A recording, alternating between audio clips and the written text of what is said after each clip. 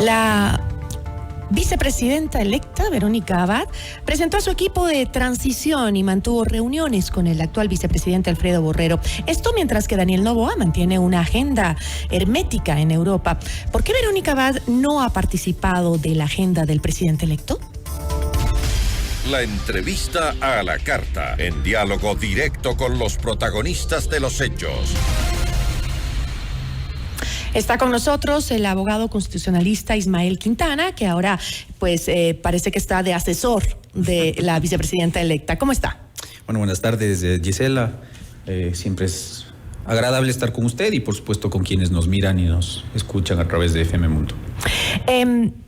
Bajo este texto de Juntos por la Nueva Generación, en su cuenta de Twitter, pues Abad presentó a 6 de sus colaboradores. Vi que la mayoría eran mujeres, pero se destacaba su presencia, conocido constitucionalista, dentro de este equipo. ¿Cuál va a ser su papel? Bueno, yo recibí la llamada de la vicepresidente. Lo que me ha pedido es que le colabore en esta etapa de su transición. Digamos, está recibiendo actualmente información sobre el estado actual, tanto administrativo, jurídico como financiero de la vicepresidencia. Es una institución que, si bien no es la más grande de todas las dependencias del Poder Ejecutivo, maneja política pública de acuerdo a los encargos que hace el presidente de la República, y me ha pedido consejo, me ha pedido guía. O sea, va a fungir como una especie de asesor. Asesor externo, como usted lo quiera llamar. Entonces, yo no formaré oficialmente parte de su equipo. Es decir, no tendrá un cargo público, digamos. Yo tengo mis ocupaciones, tengo mi vida profesional, entonces... Sin embargo, va a estar muy cerca de la vicepresidenta. Hasta donde ella me lo permita, y si es que ella pues escucha mi consejo, yo en eso no pretendo intervenir más allá y hablar más allá de lo que se me pida y en lo que tenga que ver con mi campo, que es el derecho y básicamente el derecho público. Así que esa va a ser mi labor, la voy a acompañar en su transición hasta tratar de lograr que ella tenga, digamos, en la vicepresidencia. Hablemos un poco de eso, del tema de la transición, ¿no? Porque en redes sociales saltaron las críticas sobre este proceso de transición, justamente porque el vicepresidente actual ha sido el gran ausente en la vida pública del gobierno que estamos viviendo, ¿no? De hecho, no se sabe ni exactamente cuáles son sus funciones o cuáles fueron sus funciones a partir del proceso de vacunación. Ya no se supo más, ¿no? Tenemos un problema, porque esto nace a partir de una imprevisión de nuestra Constitución. En palabras muy sencillas, el vicepresidente de la República es, desde el plano institucional, una especie de ministro sin cartera, solemos decir los colegas del área, porque claro, digamos, usted es ministro del Trabajo, ministro de Salud, pues bueno, sabe que va a tener que ejecutar política pública en el tema laboral o en el tema de salud pública, etc. Pero nunca se sabe. En el caso del vicepresidente, nuestra Constitución, a diferencia de anteriores, no le asigna funciones directas. Es el presidente electo el que le asigna las funciones. Dice la Constitución que es el presidente el que tendrá que decidir qué encargos le hace. Digamos, la única función constitucional que tiene un vicepresidente ahora es reemplazar al jefe del Estado ante una ausencia temporal o definitiva del cargo. Punto final. Lo demás es lo que el presidente le encarga. Entonces, eso genera que cuando los vicepresidentes llegan al cargo, si es que, digamos, a veces no hay una buena relación antes de empezar el cargo, o la relación se estropea, porque así es la política del país. En el camino, pues eso se transforma en una especie de desquite. Pero justamente, no te doy funciones, te dejo como una especie... Y lo hemos visto ya en varios gobiernos. Entonces, digamos, el problema con el vicepresidente Borrero es ese, y aparte de que no ha tenido mayor función, no ha sabido comunicar lo que ha hecho, al menos en el tema de... Por eso me llama tanto la atención. ¿Qué conversaron en la transición? ¿Qué le dio de transición? Una reunión corta. Digamos, entiendo que ellos se reunieron a puerta cerrada, asimismo en una reunión muy breve entre los dos y el ministro Cucalón. Entonces, estuvimos sentados, todas las chicas, las colegas que acompañaron a la vicepresidenta entrante.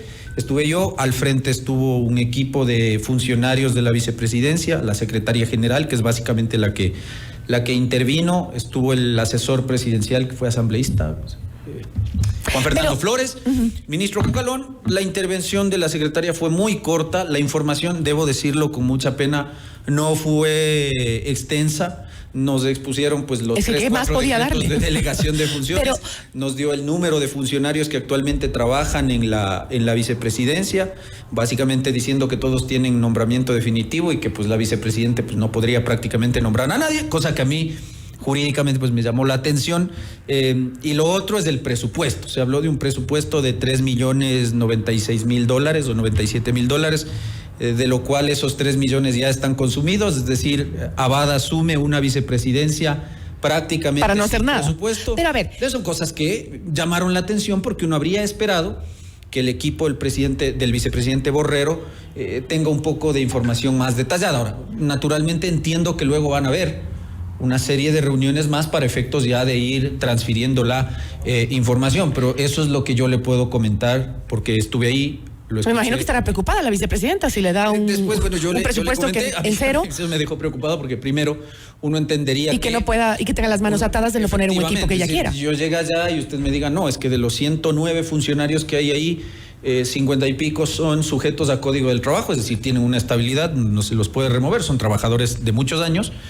Y el resto son servidores de carrera administrativa no susceptibles de remoción. Entonces, yo lo primero que le dije a ellos, entonces usted no puede nombrar acá un secretario general, usted no puede nombrar acá un secretario jurídico, usted no puede nombrar acá directores, coordinadores, asesores, porque parecería ser que entonces la administración saliente deja poniendo mucha gente. Entonces, esas son cosas que yo creo que habrá que irlas aclarando. Quiero pensar que no es así, sino que tal vez hubo una imprecisión en la información de la secretaria general de la vicepresidencia y que luego este tema se aclarará, porque si no, claro, caso contrario, usted tiene que llegar a trabajar allá con un equipo impuesto por otra administración que desempeñaba otras funciones, porque esa es otra cuestión que preocupa.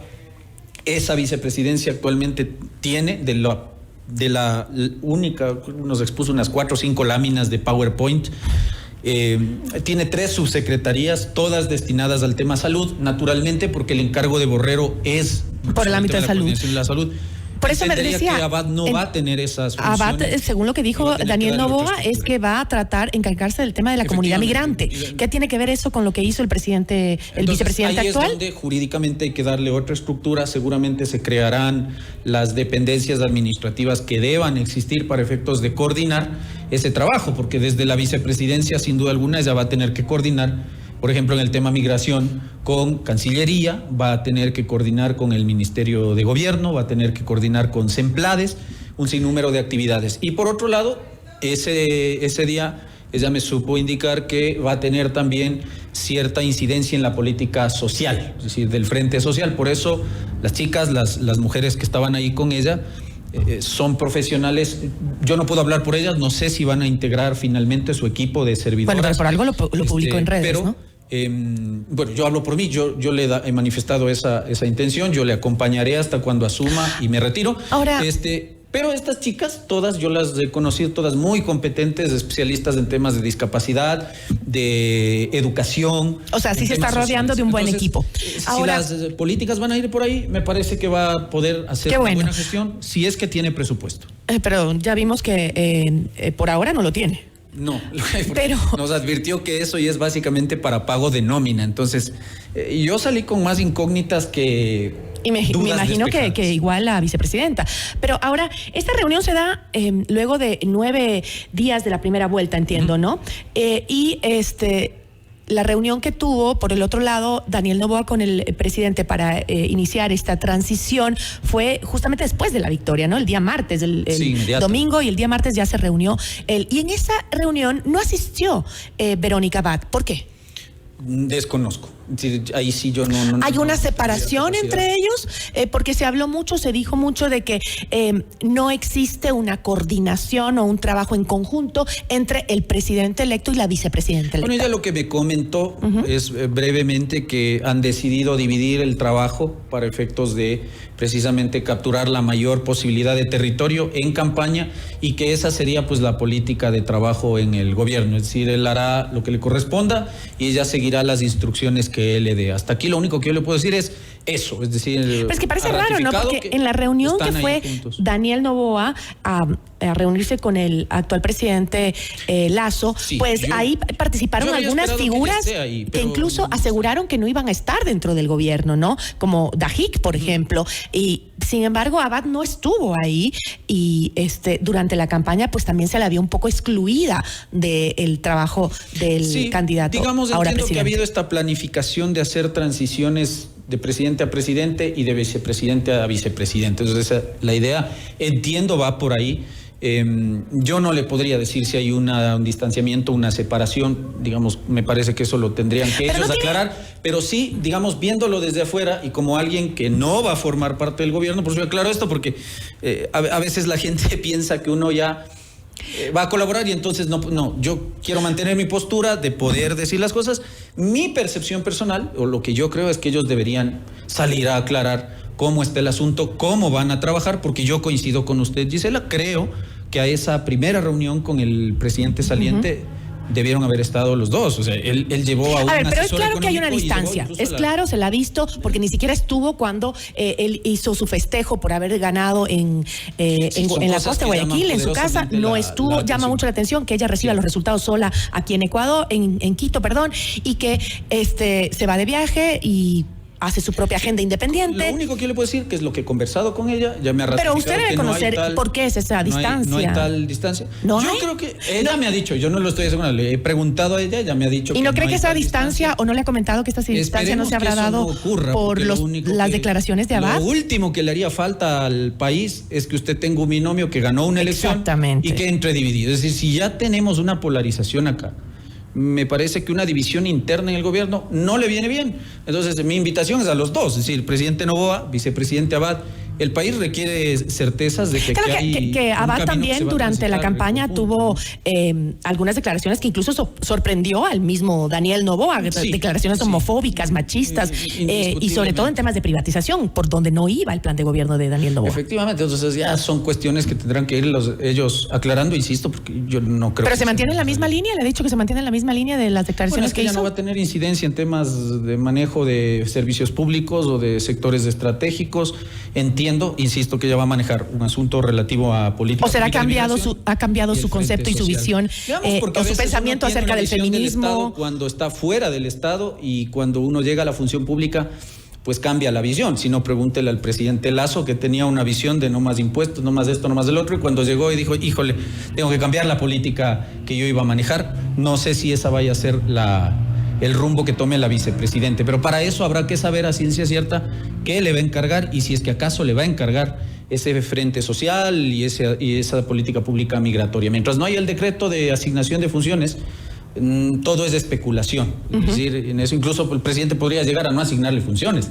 Entonces la función de ella será solo esperar a que Noboa se ausente para reemplazarlo. No hay más. Abogado, yo le agradezco muchísimo. Gracias por habernos acompañado. Y mucha suerte pues en la gestión, que la asesore bien. Veamos. Gracias. Ismael Quintana, asesor de la vicepresidenta y constitucionalista. Notimundo a la carta.